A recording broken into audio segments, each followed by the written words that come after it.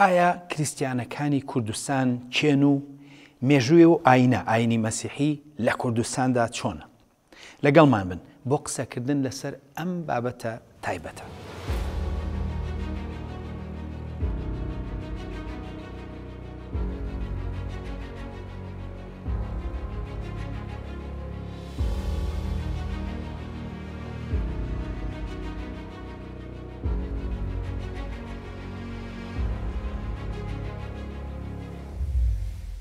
لە هەندێک لە شارەکانی کوردستاندا گەڕێکێکی کریسیان و هەندێک جار کڵێسایەکی هاوشێوەی ئەم کڵێسایی شاری سلێمانی کڵێسایەک هەیە.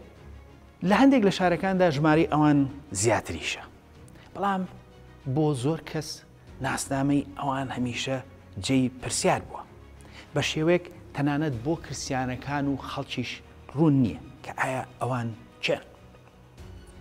ئێمە لەم بەرنامەیەدا ئەمڕۆ هەوڵ دەدەین هەنگاو بە هەنگاو وەڵامی ئەو پرسیارە بدەینەوە کە ئایا کریسیانەکان چێن و پەیوەندی ئەم ئاینە بە کوردەوە چییە؟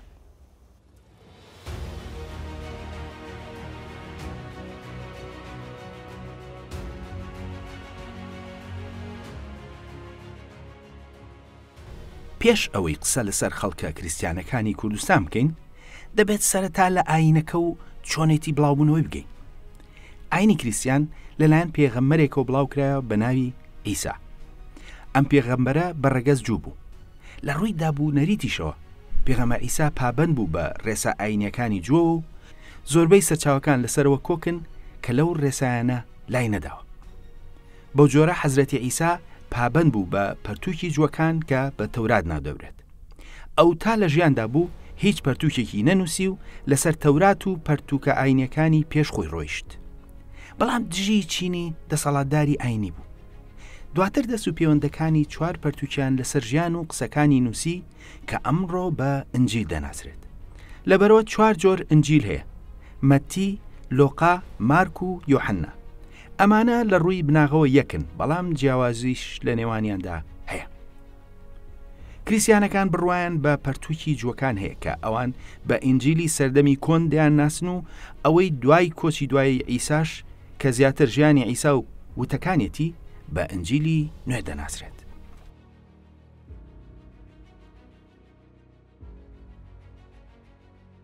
ئەمە سەرەتایەک بوو سەبارەت چۆنێتی سەرهەڵدانی ئاینەکە و پەرتووکەکانی ئەم ئاینە کە دوانی سەرەکین، یەکێکیان ئنجیلی سەردەمی دێرین و ئەوەی تریان سەردەمی نوێ. دیارە کریسیانەکان پەرتووکی ئاینی تریشیان هەیە، بەڵام ئەو دوو بەشە سەرەکین و گرنگترینن بۆم ئاینە. لەبەر گرنگی کوردستان لە سەردەمی سەرەتای سەرهەڵدانی ئاینەکە، هەر لە سەرەتاوە ئەم ئاینە بە کوردستاندا بڵاوکرایەوە.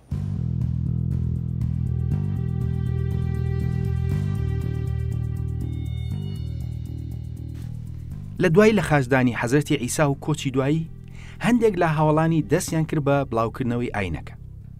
ئەو سەردەمەی کە حەزرەتی ئیسا کۆچی دوایی کرد، کوردستان لەو پەڕی دەسەڵاتی تابوو. ئەو کات هەزەبانیەکان حکومڕان بوون و دەسەڵاتیان هەتاوەکو ئیسرائیل دەگەیشت. ئەم بنەماڵەیە لە سەدەی یەکەمدا کۆشتیان لە ناو شاری قودس یان ئۆرشەلیم دروست کردبوو. بۆیە هەر پاش ماوەیەک چەند کەسایەتیکی کریسیان ڕویان کردە کوردستان بە مەبەستی بڵاوکردنەوەی ئاینەکە. کەسایەتیەکان زۆرن و لە سەردەمی جیاوازدا هاتوون. من لەم بەرنامەیەدا ئاماژە بەسییانیان دەکەم کە کۆنترین و لە سەدەی یەکەمی زاینیدا هاتوونەتە کوردستان. یەکەمیان حەزرەتی تادوێس کە بە جودێژ ناسراو بوو. ئەو یەکێک بووە لە 12 هاوڵانی حەزرەتی ئیسا و بەپێی سەرچاوە کریسیانەکان ئەو هاتۆتە کوردستان و ئەرمینیا. سەرەتا ئەو هەوڵی بڵاوکردنەوەی ئاینەکەی لە شاری ڕەها یاخود ئورفەداوە. دواتر چوەتە بەشەکانی تری کوردستان و دەبێتە شەهیدی ئاینەکە. ئەمڕۆ کڵێسایەکی مێژووی لە ڕۆژهەڵاتی کوردستان بە ناوی ئەو کەسایەتیە گرنگەی ئاینی کریسیانەوە هەیە، بە ناوی کڵێسای حەزرەتی تادیۆس لە ناوچەی چاڵدێران لە ڕۆژهەڵاتی کوردستان. هەندێک سەرچاوە دەڵێن کە کڵێساکە لە سەدەی یەکەمدا دروست کراوە و بەڵام دواتر لە سەدەی چوارهەمدا نۆژەن کراوەتەوە. ئەمە وا دەکات کە بیکاتە یەکێک لە کۆنترین کڵێساکانی جیهان. دووهەم کەسێکە بە ناوی حەزرەتی مارعەدای یان تادیۆسی ڕەها ئورفە. ئەویش بە هەمان شێوە لە سەدەی یەکەمدا هاتۆتە کوردستان. بەپێی هەندێک سەرچاوی کریسیان ئەو بە یەکێک لە 72 دەست و پەیوەندەکانی حەزرەتی عیسا دادەنرێت. سەرچاوەکان پێیان وایە کە ئەو توانوێتی بناغەی ئاینی کریسیانی لە ناوچەکەدا دابنێت. دواتر حەزرەتی عەدای شاگردێکی نارد بۆ شارەکانی تری کوردستان بە ناوی مارماری. مارماری لە سەدەی یەکەمدا هاتۆتە کوردستان و ئەویش هەوڵی بڵاوکردنەوەی ئاینەکەی داوە بە تایبەت لە باشووری کوردستاندا و هەوڵەکانی بوون بەهۆی دانانی بناغەی ئاینەکە لە ناوچەی هەولێر و کەرکووک و دەوروبەریدا.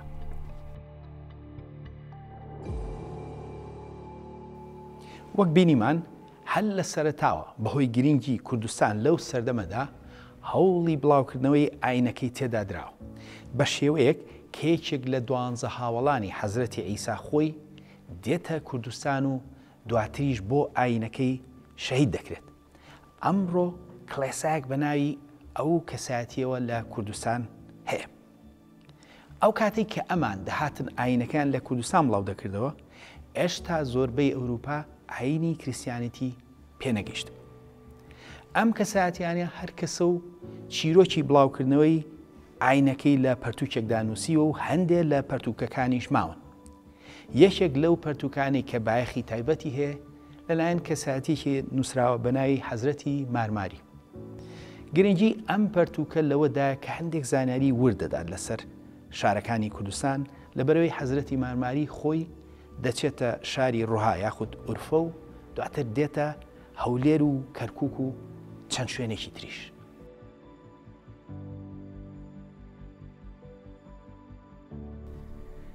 پەرتووکێکی دێرین لەسەر هەوڵەکانی مارماری بۆ بڵاوکردنەوەی ئاینەکە نووسراوە. ئەم پەرتووکە هەرچەندە باسی ڕووداوەکانی سەدەی یەکەمی زاینی دەکات و بە ناوی مارماریەوە نووسراوە، بەڵام زۆرینەی توێژەران پێیان وایە کە لە نێوان سەدەی پێنجەم تا حەوتەم نووسراوە، واتە لە نێوان سەردەمی پێش ئیسلام و سەرەدای ئیسلامدا نووسراوە. بەپێی پەرتووکەکە سەرەتا حەزرەتی عەدای فەرمان دەدات بە مارماری کە گەشتەکەی دەست پێ بکات. مارماری کۆمەڵێک شاگردی لەگەڵە و سەرەتا لە شاری ڕەهاوە دەست پێ دەکات و دەچێتە نووسەیبین لە باکووری کوردستان و دواتر کەسێک دەنێرێت بۆ ناوچەی جەزیرە و بۆتان و بە ناوچە کوردیەکانی تردا دەگەڕێن. ئەمجا ڕوو دەکەنە هەولێر. بەپێی دەقەکە لەوێ پاشای هەولێر تووشی نەخۆشیەک بووە کە ئەو بە نەخۆشی شێری حەزە ناوی دەهێنێت کە ئەمڕۆژ بە گوندی عەزە یاخود حەزە دەناسرێت لە نزیک هەولێرە. ئەو سەردەمە ناوچەی هەولێر شێری تێدا بووە و نەخۆشیش بە ناوی شێرەوە هەبووە.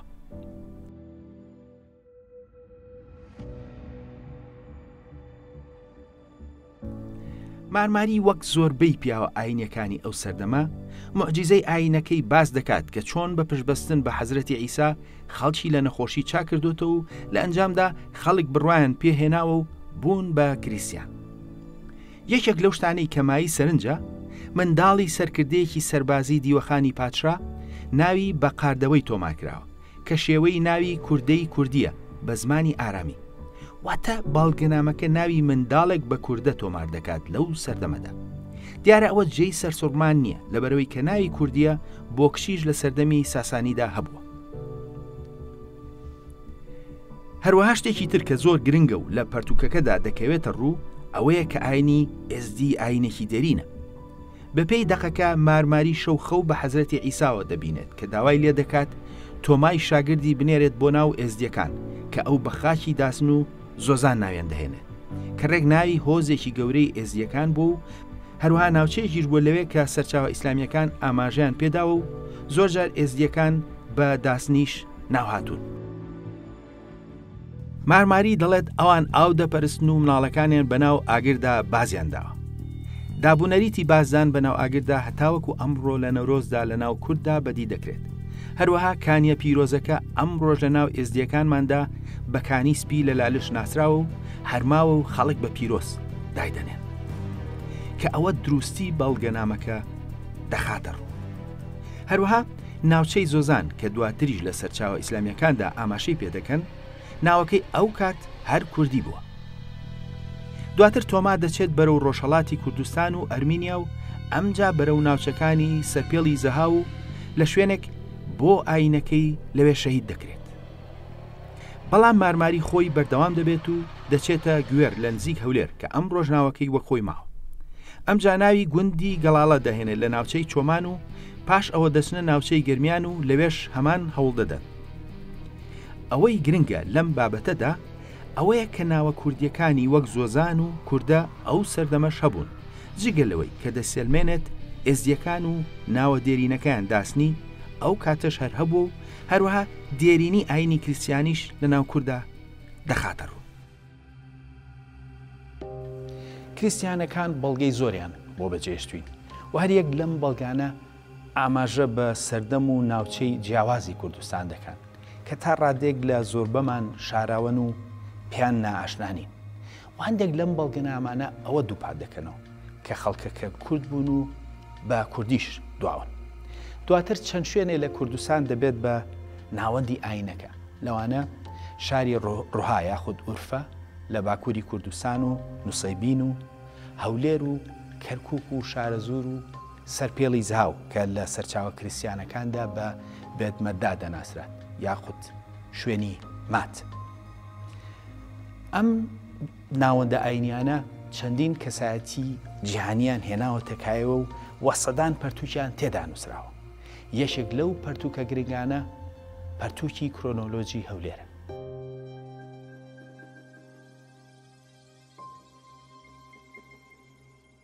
ئەم پەرتووکە لە بنەچەدا بە زمانی ئارامی نووسراوە، بەڵام وەرگێڕاوە بۆ زمانی ئینگلیزی.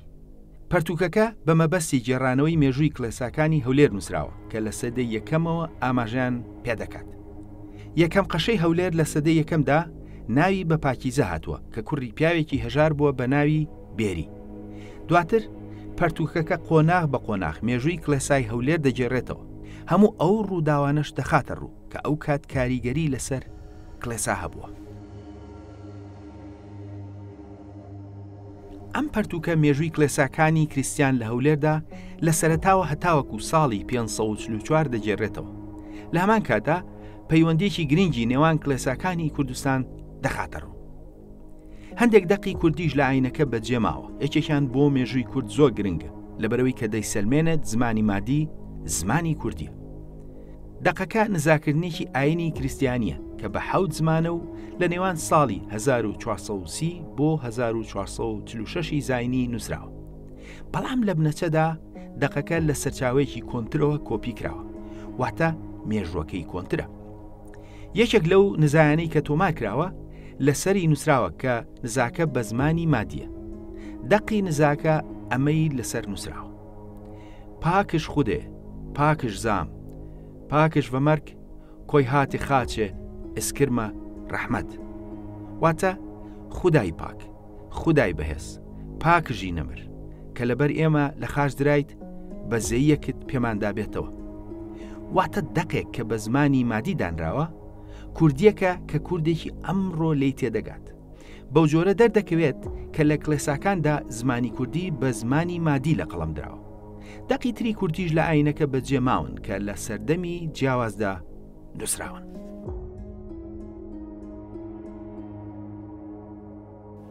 ئەم بەڵگەنامانە ئەومان بۆ دەخەنە ڕوو کە ئاینی کریسیان ئاینێکی گرنگی خەڵکی کوردستان بوو، پەیڕەوانێکی زۆری هەبووە بە شێوەیە کە چەندین مەسەب لە ئاینەکە لە کوردستاندا دروست بووە.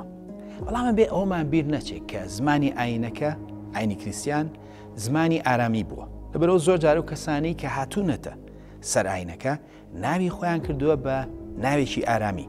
ئەمە زۆر جار هەڵە تێگەیشتن دروست دەکات لەسەر ناسنامەی خەڵکەکە.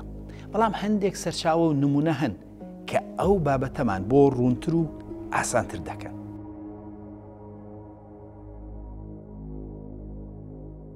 پرۆسەی بە کریسیانکردنی ناوچەکان هەندێک جار لە شوێنە بچووکەکاندا بەڕوونی دەردەکەوێت.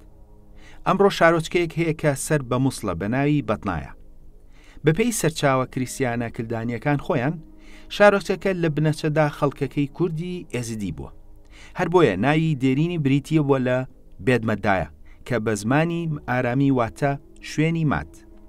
ناوەکە لەگەڵ تێپەڕبوونی کاتدا گۆڕاوە و بووە بە بەتنایە. ئەمە لێکدانەوەی ئەم بەرنامەیە نییە بۆ ناوەکە، بەڵکو هیچ سەرچاوە کریسیانەکانە. دەشێت ناوەکە خۆی کوردیان یا مادیان بوو بێت و دواتر بە نیوەی وەرگێڕابێت و کرابێت بە بێدمەدا و دواتریش بەتنایە. لەوێ کەسێک بە ناوی ئیبراهیم مادی لە نێوان کۆتایی سەدەی شەشەم و سەرەتای سەدەی حەوتەم واتە پێش ئیسلام خەڵکەکەی کردووە بە کریسیان. ئەمڕۆژ هێشتا کڵێساکەی ئیبراهیم مادی لەوێ ماوە. ئەگەر ئەمڕۆ لە خەڵکەکەی بپرسیت ئەوە بێگومان هەمویان خۆیان بە کلدانی دادنێن، بەڵام بە پێی بەڵگەنامەی کلدانیەکان خۆیان ئەوە مێژووی شارۆچەکەیە. بەو جۆرە لەگەڵ تێپەڕبوونی کاتدا ئەوانەی کە چوونەتە سەر ئاینەکە وازیان لە زمانی خۆیان هێناوە و بە ئارامیان بە کلدانی قسەیان کردو و ئەمڕۆ خۆیان بە کلدانی دەناسێنن. بەڵام خۆیان کورد بوون و لەگەڵ گۆڕینی ئاینەکەدا ناسنامەی خۆشیان گۆڕیوە. سەرڕایەوە هەندێک لە کریسیانەکان هەردوو زمانەکان هێشتۆتەوە.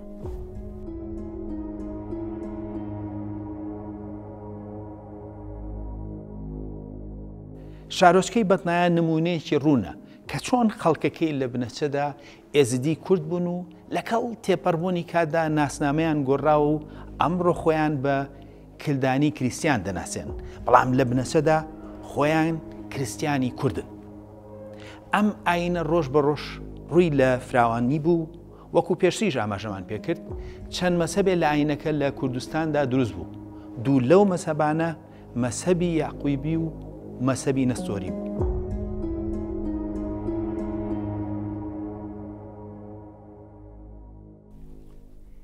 سەرچاوە ئیسلامیەکان ئاماژیان بە کریسیانە کوردەکان کردووە.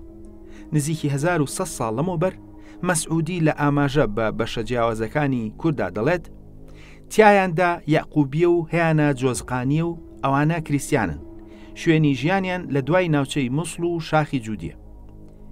هەروەها سوپای عەباسی بە سەرکردایەتی مەسروری بەڵخی لە ساڵی 872 زاینیدا شەڕ لەگەڵ کوردە یاعقوبیەکان دەکات، واتە نزیکی 1200 ساڵ لەمەوبەر ناوی کریسیانە یاعقوبیە کوردەکان هاتووە. جگە لە مەسەبی یاعقوبی مەسەبی نەستۆریش لە ناو کووردا باووە، بەڵام پێدەچێت کە مەسەبی یاعقوبی زیاتر زاڵ بوو بێت. هەندێک مەسەبی تری وەک جۆزقانی و شاڕیگانی و مەسەبی تریش هەبوون، بەڵام یاعقوبی و نەستۆری لەمەڕ کورد زیاتر ئاماژیان پێکراوە. مەسەبی یاعقوبی لەلایەن یاعقوبی بەڕادیەوە دامەزرا کە لە ساڵی 500 لە باکووری کوردستان لە نزیک شاری ڕا یاخود ئورفە لەدایک بوو، واتە مەزهەبەکەش لە کوردستان دروست بوو و زۆربەی پەیڕەوانیشی کورد بوون یان خەڵکی کوردستان بوون. یەکێک لە تایبەتمەندیەکانی ئەم مەسەبە لایەنە عیرفانیەکەی بووە. ئەوان زۆر جێختیان کردوتەوە لەسەر یەکبوون لەگەڵ خودا و وێناکردنی خودا بە عەشق و ڕۆشنایی و کوشتنی نەفس و ڕۆژوگرتن بە ئامانجی پاکبوونەوەی ڕۆح و خەڵوەتگەری و لایەنی تری هاوشێوە. نووسینەکانی ئیسحاقی نەینەوایی سەدەی حەوتەم، یۆحنای دەلەیسێیی سەدەی هەشتەمی زاینی و خێنیاسی گەرمیانی سەدەی شەشەم نمونەی ڕوانگەی مەسەبی یاعقوبی کوردین کە لایەنی عیرفانی باڵی بەسەردا کێشاون.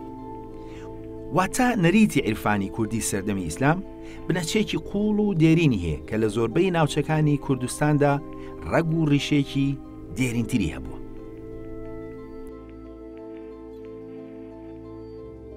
بەو شێوەیە ئاینەکە بە شێوەیەکی بەرچاو لە کوردستاندا بڵاو بوو بوو و مشتومڕ لە نێوان پەیڕەوانیدا دروست بوو بوو چەند ڕێچکێک هاتووە کایەوە. ئەم کڵێسانە چەندین کەسایەتی جیهانیان هێنا بووە کایەوە. بەسەرکردنەوەی ئەم کەسایەتیانە پێویستی بە چەند پەرتووکێک هەیە. ئێمە لەم بەرنامەیەدا ئاماژە بە چەندانێکیان دەکەین.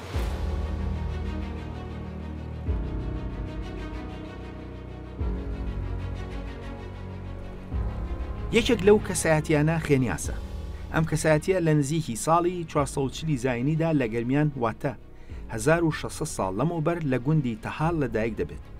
دواتر لەگەڵ دایک و باوکی دەچێتە شاری ڕا یاخود ئورفە و لەوێ زیاتر دەخوێنێت و دەبێتە قەشەیەکی گەورە.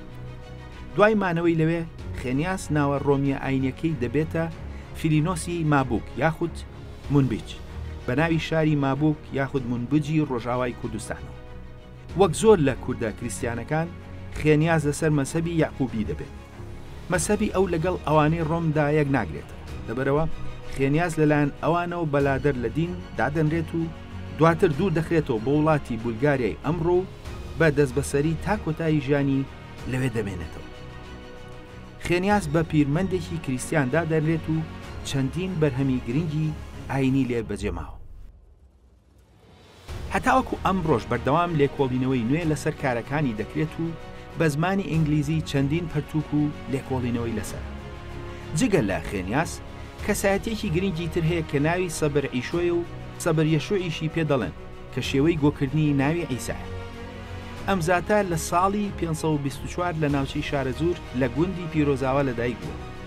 ژیانی ئەم کەسایەتیەش بەشێک لە مێژووی دەفەرەکە دەخاتەوە. سەبر یەشوع کوڕەشوان بووە و خۆشی لە هەرزەکاری داشوان دەبێت و دواتر دەبێت بە ڕەبەن لە کڵێساکان و چەند ساڵێک سەرقاڵی خوێنی ئاینی دەبێت. ئەمجا دەچێتە باکووری کوردستان بۆ ناوچەی نووسەیبین هەتاوەکو زیاتر لە ئاینی کریسیاندا قوڵ بێتەوە. لەوێ چەند ساڵێک دەخوێنێت و دواتر بۆ ماوەی 3 ساڵ بۆ خەڵوەتگرتن ڕوو دەکاتە جەزیرە و بۆتان. ئەمجا ئەوێش بەجێ دەهێڵێت و ڕوو دەکاتە ناوچەی نزیک زەڵم و لە گوندی شاران لە هەورامان نزیکی 5 ساڵ خەڵوەت دەگرێت. سەبر ئیشۆ دواتر دەبێتە قەشەی باڵا لە ناوچەی گرمیان لە نزیک داکووک و لەوێ دەمێنێتەوە و ناوبانگی بە ناوچەکەدا بڵاو دەبێتەوە. دواتر دەبێتە سەرۆکی هەموو کریسیانەکانی ڕۆژهەڵات. ئەو زاتە کاتێک کە لە ساڵی 604 زاینیدا کۆچی دوایی دەکات، شای ساسانی جلوبەرگی تایبەتی بۆ ناردووە. ئەوەش بۆ ئەوەی کە بەپێی ئاینی کریسیان بە مردووی لەبەری بکرێت و لەسەر وەسێتی خۆی تەرمەکەی گەڕێنرایەوە بۆ گەرمیان. دواتر ڕێوڕسمێکی گەورە بۆ بردنەوەی تەرمەکەی کرا و لە تەکیدا وەزیری خەزێنەی دەوڵەتی ساسانی یەزدین کە دەسەڵاتدارێکی گەورەی دەوڵەتەکە بوو خۆشی گەرمیانی بوو هەتاوەکو ناشنی تەرمەکەی یاوەری کردووە. کاریگەری ئاینی کریسیان لەسەر کوردستان کاریگەریەکی بنەڕەتی بوو، خەڵکێکی زۆر بوون بە کریسیان و ئاینەکە کەسایەتی جیهانی هێنایەکایەوە. بەڵام ئەبێ بیرمان نەچێت لە ساڵی 312دا ئیمبراتۆری ڕۆم کۆنستانتین چووە سەر ئاینی کریسیان و دواتر ئەم ئاینە بوو بە ئاینی فەرمی دەوڵەتی ڕۆم. ئەمە وای کرد وردە وردە ئەم ئاینە ببێت بە بەشێک لە کێشمەکێشم و ململانەی نێوان ڕۆم و ساسانیەکان. هەندێک لە ڕووداوەکانی کوردستانی ئەو سەردەمە ئەو ململانەی تێدا دەردەکەوێت.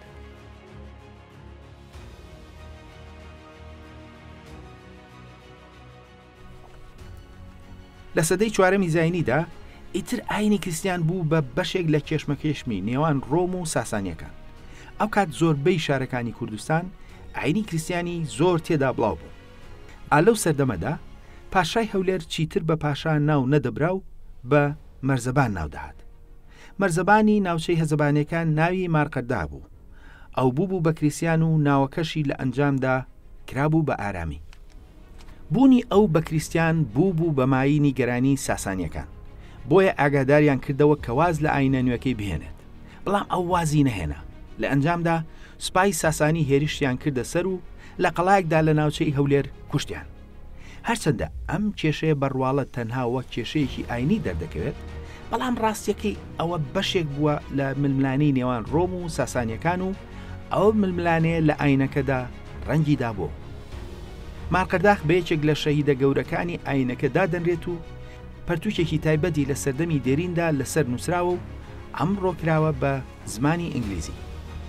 پەرتووکەکە وردەکاری زۆری تێدایە کە چۆن سەرەتا مارقەرداخ لە ژێر کاریگەری بانگخوازێکی کریسیاندا ئاینەکەی دەگۆڕێت و ئەو ئاینگۆڕینە چۆن دەبێتە مایی کێشەبۆی. هەروەها پەرتووکەکە زۆر لایەنی ژیانی کوردستانی سەدەی 4 زاینی لەخۆ دەگرێت. مارقەرداخ لە ناو کریسیانەکانی کوردستاندا بە شەهیدی ئاینەکە لە قەڵەم دەدرێت و ئەمڕۆ کلێسایەک و خوێندنگەیەکی کریسیانی لە شاری هەولێر بە ناویەوە نامراوە.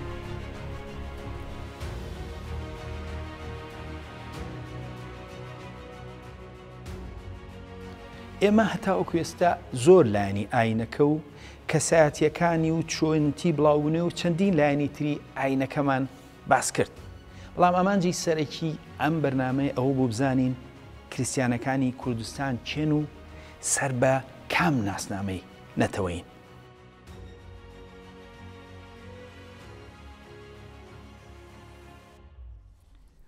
ئاماژ لەم بەرنامەیە تێگەیشتنە لە ڕاستی دروستنی ناسنامەی نەتەوەیی ئەوان و لابردنی لێڵی لەسەر ئەو ناسنامەیە. وەک بینیمان سەرچاوە ئیسلامیەکان زیاتر لە 1000 ساڵ لەمەوبەر ئاماژە بە کوردە کریسیانەکان دەکەن و کورد هەمیشە خەڵکی ڕەسەنی کوردستان بوو و نەهاتۆتە سەرخاکەکە. بەڵام زیاتر لە 4000 ساڵ لەمەوبەر شەپۆلی کۆچی نەتەوە سامیەکان لە بیابانەکانی سووریاوە هاتۆتە ناوچەکە. ئەوانە بە ناوی ئارامی، ئاشووری، کلدانی، ئامری و چەند ناوێکی تر ناویان هاتووە. دواتر زمانی ئارامی بووە بە زمانێکی گرنگی ناوچەکە. واتە زمانەکە زمانێکی بڵاو بووە پێش دەرکەوتنی ئاینی کریسیان. بەو جۆرە کە ئاینی کریسیانیش پەیدا بوو بەو زمانە بڵاو بووە. واتە زمانی ئاینەکە زمانی ئارامی بووە، نەک خەڵکەکە ئارامی بوو بێتن. بوونی پاشماوی کۆچی نەتەوە سامیەکان لە سەرچاوەکاندا ئاماژەی پێکراوە. بۆ نمونە نزیکی 2500 ساڵ لەمەوبەر کاتێک کە سەرکردەی سوپای یۆنانی زەینەفۆن دێتە کوردستان و دەگاتە ناوچەی هەکاری، لەوێ ئاماژە بە بەشێک لەوان دەکات بە ناوی کلدانی و زەینەفۆن دەڵێت. سەبارەت کلدانیەکان دەڵێن ئەمانە خەڵکی ئازاد و شەڕکەرن. چەکەکانیان بریتی بوو لە قەڵغانێکی درێژ و ڕمێک.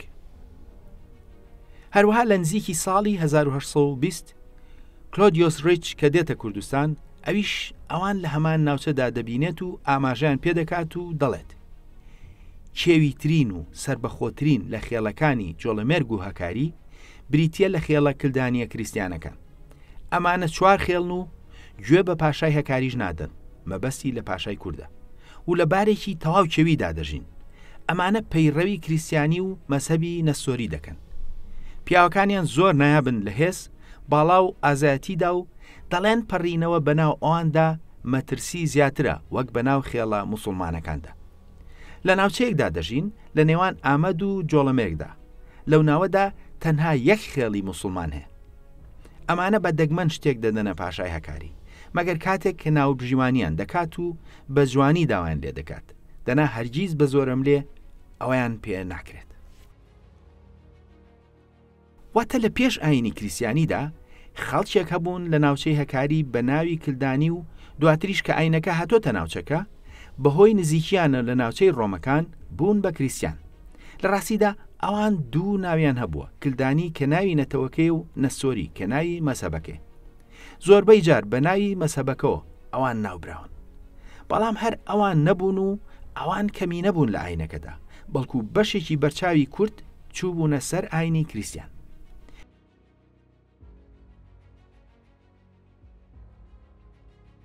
ناوی ئاشووری بۆ ئاماژەکردن بە هەندێک لە کریسیانەکان دیاردەیەکی نوێ و لە سەدەی 20دا ئەوروپیەکان ناوی ئاشووریان بۆ ئەوان دروست کرد. کریسیانە کلدانیەکان بەهۆی زوڵم و زۆری عوسمانیەکانەوە بەشێکی زۆریان لە باکووری کوردستانەوە ڕویان کردە باشوور و ئەمڕۆ خۆیان بە ئاشووری ناو دەبن، بەڵام هیچ ڕۆژێک بە ئاشووری ناو نەبراون و ئەوە بەرهەمی هەوڵەکانی سەدەی 20مە.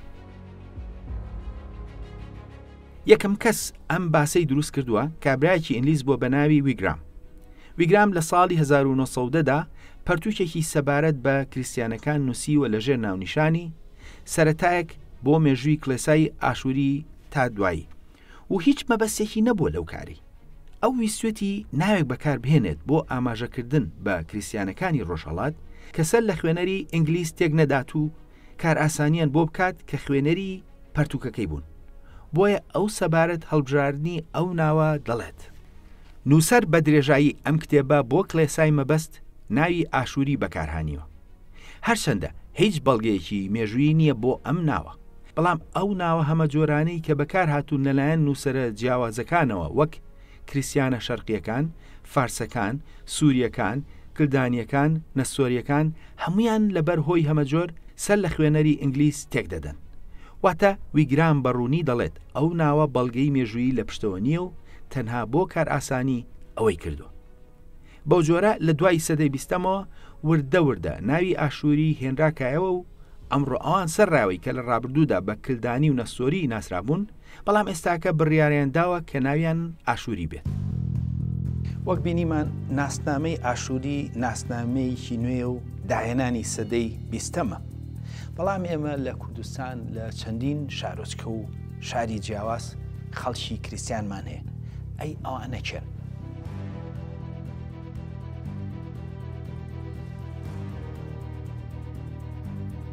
وەک بە درێژایی ئەم بەرنامەیە نیشاندرا زمانی ئاینەکە زمانی ئارامی بووە. دەنا خەڵکەکە ئەو کات زۆری کورد بووە و زمانی ئاخاوتنی خەڵکەکە کوردی بووە. نمونەی ناوی کەس و شوێن ئەو ڕاستیەی دووپات کردەوە. بەڵام وەک لە نمونەی شارۆچکەی بەتنایەدا بینیمان کە لە ڕابردوودا کوردی یەزیدی بوون و دواتر کراون بە کریستیان. هەندێک جار لە ناوی هەندێک لە کەسایەتیەکانی ناوچەکەدا ئەو ڕاستیە دەردەکەوێت کە ناوی ئارامی نیشانەی ئەوە نییە کە کەسەکە کورد نەبێت. بۆ نمونە کەسێک بە ناوی ئەبوو یعقوب کوڕی مەنسوور کوڕی وەسوزان کوڕی مەلک ئیشۆ کوڕی قەحتانی کوردی هەزەبانی هەولێری ناوی هاتووە. ئەم کەسە سەرباسێکی هەولێری بووە کە شارەکەی بەجێهێشتووە و چۆتە ناو سوپاکەی سەلاحەدینەوە. هەروەکو دەبینرێت ناوە درێژەکە ناوی یعقوب و مەلک ئیشۆی بنەچە ئارامی تێدا. لە هەمان کاتدا بەشەکانی تری ناوەکە کوردبوون و هەولێری بوون و هەزەبانی بوونیشی دەسەلمێنێت. لە ڕاستیدا مەلک ئیشۆ کە ناویکی ئارامیە مانای پادشا عیسا دەدات. زۆربەی کریستیانەکانی هەموو بەشەکانی کوردستان ئەوان بە بنەچە کوردن. بۆ نمونە ئەو کریستیانانەی کە لە باشوور لە شارەکانی وەک کۆیە و هەولێر و شەقلاوان ئەوانە بەڕەگەز کوردن و ئاینەکەیان کریستیانە و زمانی ئاینەکە کە ئارامی یا کردانیە بەو زمانەش قسە دەکەن شان بەشانی کوردی و لە هەندێک ناوچە کوردیەکەیان لەبیر چۆتەوە.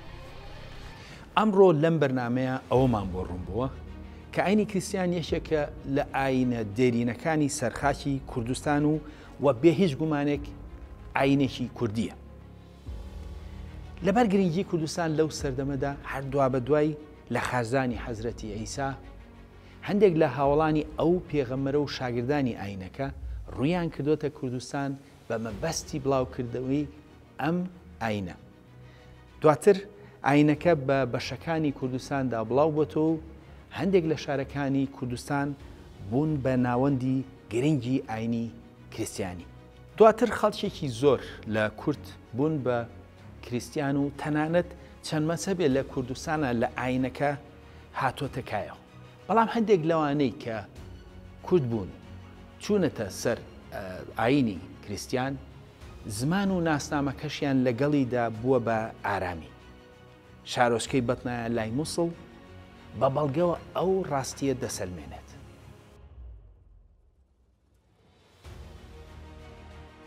بەرنامەی خۆناسین ئامانجی خۆناسینە. لەبەرەوە ناسینی کریستیانەکانی سەرخاکی کوردستان بەشێکە لە پرۆسەی خۆناسین. تا بەرنامەی تر خواتان لەگەڵ.